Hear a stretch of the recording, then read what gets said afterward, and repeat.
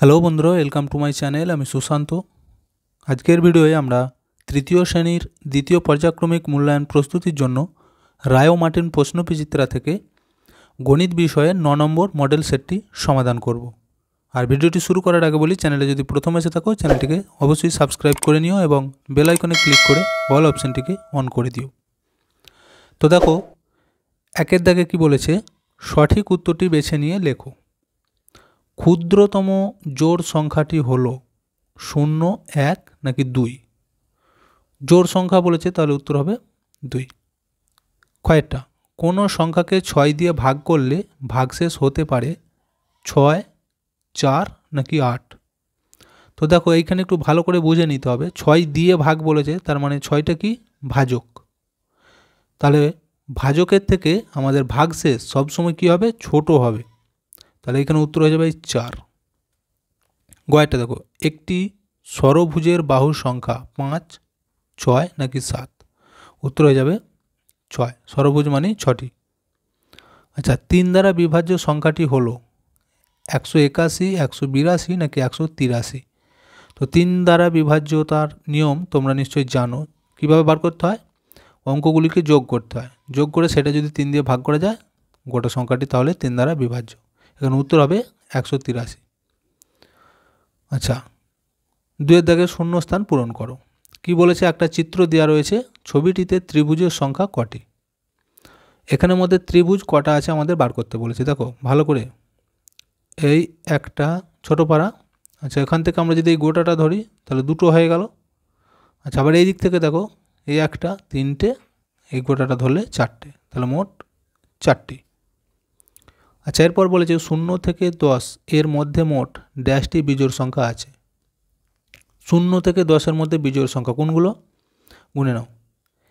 1, 3, 5, 7, 9। কটা হয়েছে, 5টি। এইটাই হবে 5টি। আচ্ছা, এরপর দেখো 8 জোড়া জুতো ড্যাশটি জুতো। 8 জোড়া সমান কটা। তো 1 জোড়া সমান কটা সেটা আগে জেনে নিতে হবে। 1 জোড়া সমান 2টো। তাহলে 8 জোড়া সমান কত হবে, 8কে 2 দিয়ে গুণ করে দাও, 8 2 16টি। এরপর এটা দেখো কি বলেছে, একটি আয়তকার চিত্র আঁকতে কমপক্ষে ড্যাশটি দেশলাই কাঠি লাগবে। কটা দেশলাই কাঠি লাগবে কমপক্ষে। আচ্ছা, চিত্রটাকে দেখে নাও, তাহলেই বুঝতে পারবে। আয়তকার মানে কি, বেশি লম্বা, এদিকটা কম লম্বা, তাই তো, এরকম হয়। তাহলে দেখো কটা লাগবে, যদি একটা করে দিয়ে এখানে একটা, এখানে একটা, 2টো লাগছে। কিন্তু এইখানে একটা তো হবে না, এখানে 2টো লাগবে। তাহলে মোট কটা লাগছে দেখো, 1, 2, 3, 4, 5, 6, 6টি। তাহলে এখানে উত্তর হয়ে যাবে 6টি। আচ্ছা, 3-এর দাগের কি বলেছে, প্রথম পদ্ধতিতে গুণ করো 135কে 6 দিয়ে। তো এই গুণটা তোমরা নিশ্চয়ই পারবে, গুণটা আমি আর দেখাচ্ছি না। ওরপর এটা দেখো কি বলেছে, একটি ঘুড়ি বিক্রেতা 148টি ঘুড়ি বিক্রি করেছেন। প্রতিটি ঘুড়ির দাম 6 টাকা হলে মোট কত টাকা পেয়েছেন। দেখো 6 টাকা করে ঘুড়ি, কতগুলো আছে, 148টি। তাহলে 148কে 6 দিয়ে গুণ করে দেবো, তাহলে উত্তর বেরিয়ে যাবে। দেখো গুণটা করবো এখানে, 6 8 48-এর 8, হাতে 4, 4 6 24, আর 4 24, 25, 26, 27, 28, 28-এর 8, হাতে 2, 6 6 আর 2 8। তাহলে কত হচ্ছে, 888 টাকা। এই যে বলেছিল মোট কত টাকা পেয়েছেন, তাহলে উত্তরটি লিখবে মোট 888 টাকা পেয়েছেন। আচ্ছা, এরপরটা দেখো 4-এর দাগের, বিন্যাস দেখে পরেরগুলো আঁকো। তো কি কি বিন্যাস হয়েছে সেটা আগে দেখে নিই। দেখো প্রথমে একটা ঘর আছে, একটা স্টার, তারপরে ঘরে 2টো। আচ্ছা, তারপরের ঘরে কটা আছে, 3টে। তাহলে এর পরের ঘরে কত হবে, দেখি বুঝে যাচ্ছে, একটা একটা করে বেড়ে বেড়ে যাচ্ছে। তাহলে 3টে হয়েছে, এখানে 4টে স্টার হয়ে যাবে, ঠিক আছে। আচ্ছা, ক্ষয়টা দেখো, এখানে একটা ত্রিভুজ, বৃত্ত আছে, তার মধ্যে দেখো এইখানে একটা চিহ্ন দেওয়া রয়েছে, উপরের দিকে হাঁটা, দেখতে পেয়েছো। আচ্ছা, তার পরেরটায় দেখা যাচ্ছে ডান দিকে, তারপরেরটা দেখো নিচের দিকে হয়ে গেছে। তাহলে এর পরেরটা কোন দিকে হবে, এটা নিশ্চয়ই এইভাবে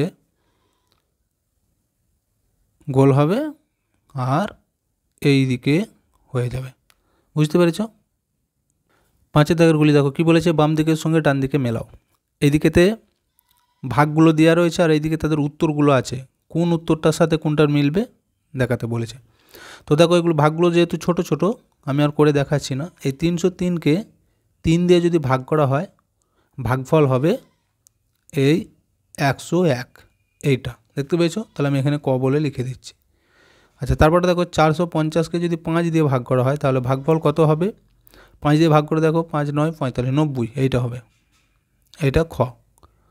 আচ্ছা, তারপরে দেখো 408কে 4 দিয়ে যদি ভাগ করা হয় উত্তর হয়ে যাবে 102 এইখানেতে গয়ের।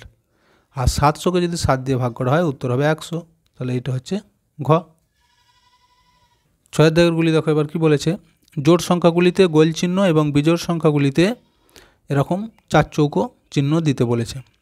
277, 400, 138 আর 133। তো এখানের মধ্যে জোড় সংখ্যা কোনগুলো কীভাবে বুঝবো? যে সংখ্যাগুলিকে 2 দিয়ে ভাগ করলে দেখবে ভাগ মিলে গেছে সেগুলি হয় জোড় সংখ্যা, বুঝে গেল। আর যেগুলি ভাগ মিলবে না সেগুলো বিজোড়। তো দেখো এখানের মধ্যে কিন্তু ভাগ মিলে যাবে এই 400 আর 138, তাহলে এই দুটো হচ্ছে জোড় সংখ্যা। জোড় সংখ্যা কী বলেছিল? গোল দিতে, তাহলে এইগুলোকে গোল করে দেবে। আর এই দুটো বিজোড় সংখ্যা, বুঝে গেল। 7 দাগের দেখো একটা চক দিয়েছে, দিয়ে কিছু ছবি দেওয়া আছে। দেখো একটা লজেন্স 10 টাকা 50 পয়সা, 25 টাকার একটা বল, একটা ছাতার দাম 50 টাকা এবং একটি ঘড়ির দাম 20 টাকা 50 পয়সা। এইবার দেখো অঙ্কটা কি বলেছে। তুমি দোকান থেকে একটি চকলেট, একটি বল ও একটি ঘড়ি কিনলে, তাহলে তোমার মোট কত টাকা খরচ হলো? তাহলে মোট বলেছে, যা যা কিনেছে সেগুলি পরপর লিখে যোগ করে দাও। দেখো আমি কিন্তু এখানে টুকে নিয়েছি, এবার যোগটা করব। 0 0 0 0 নেমে গেল, 5 এখানে 0 এখানে 5 আছে, তাহলে 5 আর এই 5 যোগগুলো হচ্ছে 10, 10-এর 0 হাতে 1 রেখে দেবো, ওই একটা এই দিকের সাথে যোগ করব। দেখো এখানে 0 আছে, এখানে 5 আছে, এখানেও 0 আছে, তাহলে এই একটা যোগ করে নিলে 5 আর 1 6, আর 2 এই 2, 2-এর পর 3 4, আর এই 1 নিলে হবে 5, তাহলে এটা কত হলো? 56 টাকা। এখানে কিন্তু 0 পয়সা হয়ে গেছে, দেখতে পেয়েছো। তাহলে তার মোট খরচ হচ্ছে কত? 56 টাকা। এরপর 8 দাগেটা দেখো কী বলেছে, ভাজক 4, ভাজ্য 203, ভাগফল ও ভাগশেষ কত হবে লেখো এবং প্রদত্ত সমস্যাটি সমাধান করো। এই যে নিচে সমস্যাটি রয়েছে এই সমস্যাটিকে সমাধান করতে হবে, তার আগে আমাদের বলেছে ভাগফল এবং ভাগশেষ সেটাও নির্ণয় করতে হবে। তাহলে দেখো এই যে আমরা ভাগটা আগে করে নেব। দেখো প্রথমে তাহলে আমরা যদি একটা সংখ্যা ধরি ছোট হচ্ছে, তাহলে দুটো ধরবো, কত হচ্ছে? 20। এবার 4-এর ঘর নামতে গুনে 20 কোথায় হচ্ছে? দেখো 4 5-এ 20 হয়, তাহলে 5 খাওয়ালে 20 মিলছে, 3টা নামবে। এবার দেখো এখানে 3, এখানে আছে 4, তাহলে 4-এর থেকে 3টে কী হয়েছে? ছোট। আর তাহলে আর একটা সংখ্যা নামানোর কথা, কিন্তু আর সংখ্যা নেই, কি করব আমরা? তাহলে এইখানেতে আমরা 0 দিয়ে 0 খাইয়ে দেবো, 4 0 0, বিয়োগ করব, বিয়োগ করলে 3ই নেমে যাচ্ছে আমাদের। এবার দেখো আমাদের যেটা বলেছিল ভাগফল আর ভাগশেষ নির্ণয় করতে, তাহলে এই যে উত্তরটি বেরোলো মাথার উপর, এটা হচ্ছে ভাগফল, তাই তো। নিচে যেটা অবশিষ্ট রয়ে গেল এটা হচ্ছে ভাগশেষ। আর আমাদের কি বলেছিল? একটা ছক পূরণ করতে বলেছিল। দেখো আমাদের এইটা বার করতে বলেছিল যে ভাজ্য সমান এই 3টে ফাঁকা ঘর দেওয়া ছিল। তো ভাগটি আগে দেখো, এখানের মধ্যে ভাজ্য কোনটাকে বলা হয়? যে সংখ্যাটিকে ভাগ করা হয় এইটি, তার মানে কত আছে? 203। তাহলে এই 203টাকে যদি আমাদের বার করতে হয়, এই যে বলেছে ভাজ্য সমান, তাহলে 203 উত্তরটি বার করতে গেলে আমরা কি করতে পারি? এখানেতে ভাজক গুণিত ভাগফল যুক্ত ভাগশেষ একটা সূত্র আছে। তাহলে এখানে ভাজক কোনটা? এই দেখো 4, তাহলে প্রথমে এখানে আমরা লিখব ভাজক, গুণিত তারপর লিখব ভাগফল।